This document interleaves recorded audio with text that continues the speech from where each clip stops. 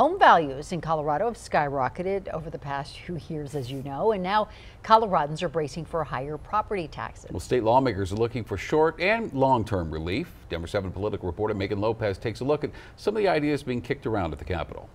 Talk to any homeowner and they'll tell you rising property values means rising tax bills, this year more than most. There was a big swing upward, in fact, historically high moment of valuation. A state economic forecast projects a 26.5% increase in residential property assessments. Last year, lawmakers offered some short-term relief, but now they're working on more. Governor Jared Polis has called for the legislature to deliver an additional $200 million in relief to homeowners over the next 2 years. But so far, Democrats have not introduced a bill to do that. Meanwhile, Republicans are coming up with their own ideas, like Senator Mark Baisley, whose bill allows counties to offer a temporary tax break. What this bill will do, it will allow the local governments, mostly counties, to give a temporary vacation on taxation, either property tax credits or vacation from some mill levies. It's true that counties would collect more money if they let things stand, but Baisley says many know all too well their residents are struggling. They see this kind of windfall that's going to come from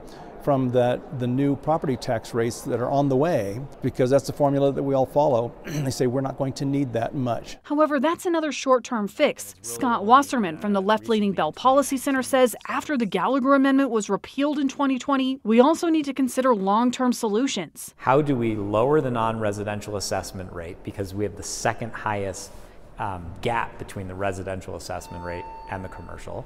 How do we guard appropriately the property taxes of homeowners?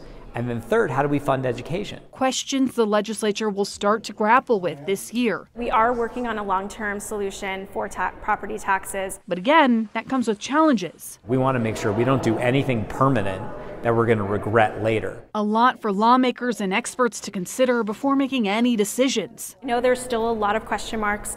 I don't know that all those question marks will be answered this session, but I think it will give us a foundation. So for now, homeowners and businesses will have to hang tight as the legislature works through the details. Megan Lopez, Denver 7. And Democrats today voted down a bill in committee that would have reduced the state income tax. This bill would have dropped the income tax rate from 4.4% to 3.5%. Opponents, though, argues it would have reduced vital public services and disproportionately benefited the wealthy.